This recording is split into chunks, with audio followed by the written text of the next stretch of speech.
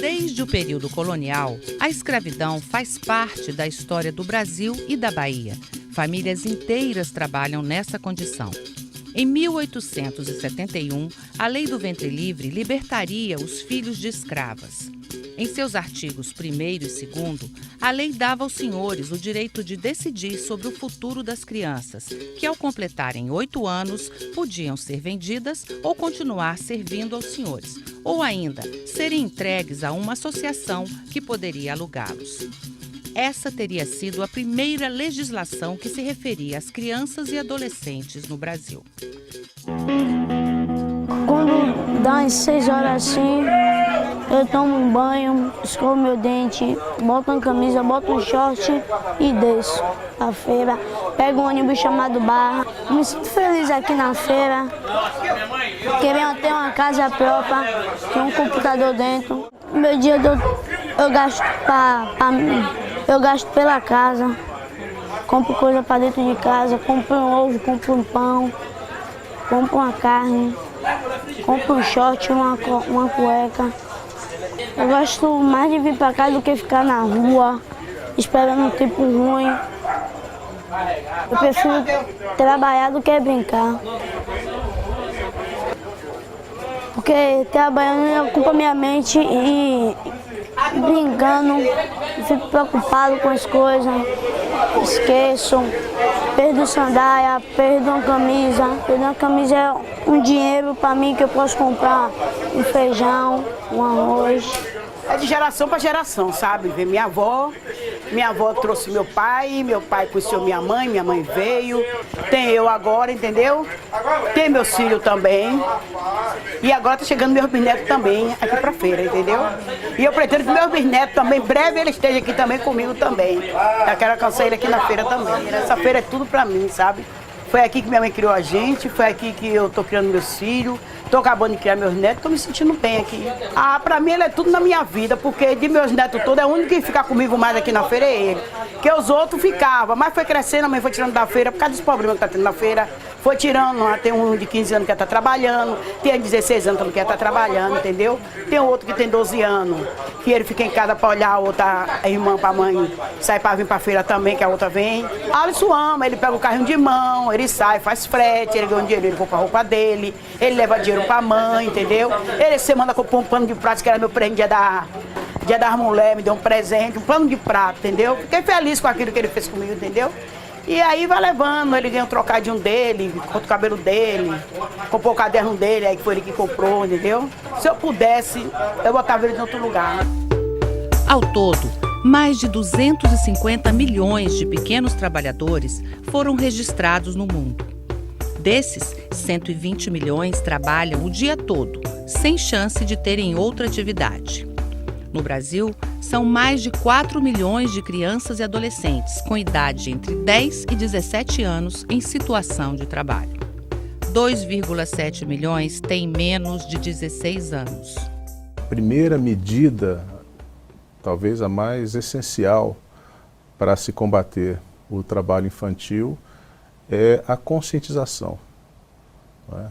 Muitas pessoas não tomaram consciência plena ainda de que essas crianças, filhas de famílias empobrecidas que se veem na contingência de trabalhar para contribuir no sustento em casa, são seres humanos tanto quanto os nossos próprios filhos. Mas ainda há um resíduo muito importante de crianças e adolescentes que ou não vão à escola porque estão trabalhando, ou conjugam escola com o trabalho.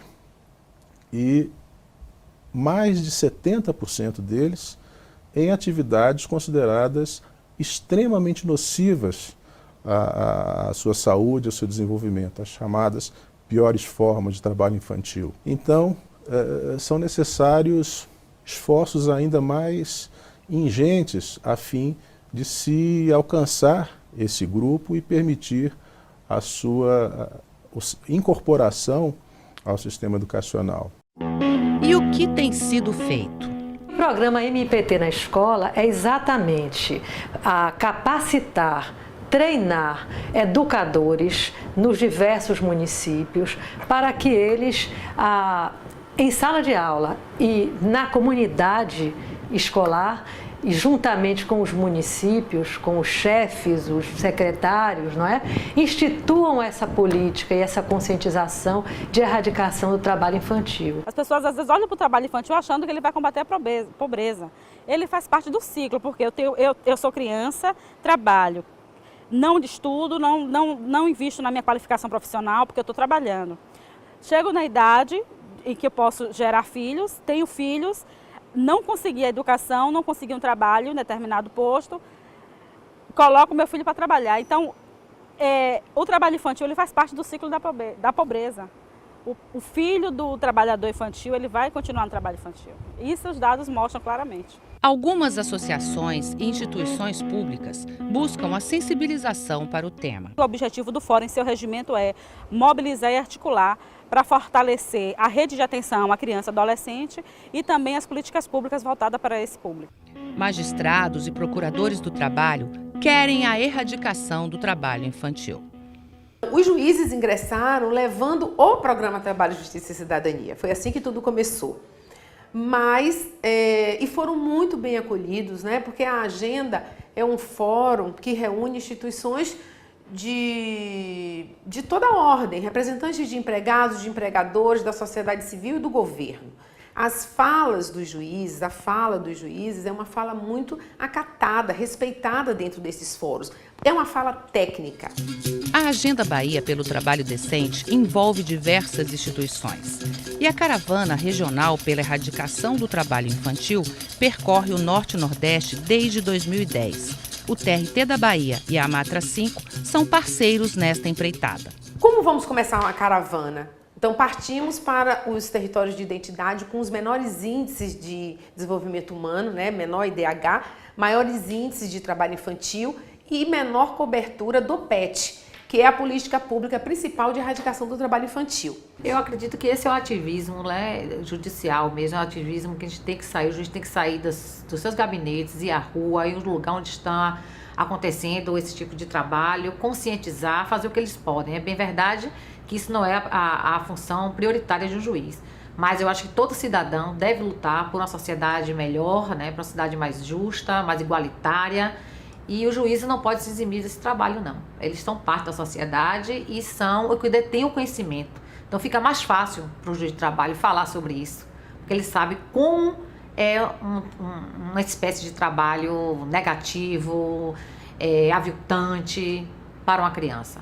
Nós, magistrados, na realidade, não temos em nossas pautas, em nossos processos, muitas causas relativas ao trabalho infantil.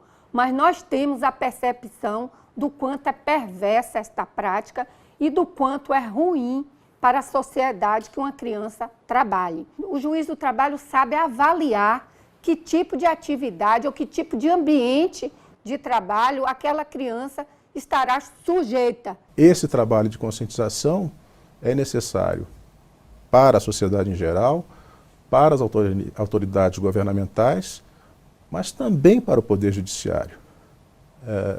Num período de 5 anos, o Ministério do Trabalho contabilizou cerca de 30 mil autorizações expedidas por juízes da infância e da adolescência para que adolescentes trabalhassem. Muitas dessas autorizações em condições absolutamente contrárias aos ditames das convenções da OIT e da própria legislação brasileira. Houve casos de autorização para o trabalho de adolescentes em lixões. Alguns movimentos sociais inserem meninos trabalhadores ou não em atividades culturais e artísticas, tirando-os das ruas. O Projeto Axé, em Salvador, na Bahia, é uma organização não governamental que deu certo. Ele iniciou em 1990 Foi fundada através de um italiano chamado Cesare di Florio La Rocca, onde ele trabalhava na Unicef, e depois ele veio para o Brasil, ficou na Amazonas desenvolvendo trabalho social e depois ele veio para Salvador. E aí, em junho de 1990, ele resolve, junto com uma equipe, formar o Projeto Axé. E além da rua, ele se estende para as comunidades e também tem um núcleo de apoio à família, acompanhamento à família e à juventude, que fica num comércio, na sede do Projeto Axé, onde as famílias podem ir até o projeto, procurar a possibilidade de estar inserindo seus filhos nas atividades desenvolvidas no Axé. Quando entrei no Projeto Axé, eu fui alcançada na rua porque eu vendia na rua, pedia na rua, limpava para-brisa, desenvolvia várias atividades e voltava para minha família, voltava para casa e para a escola.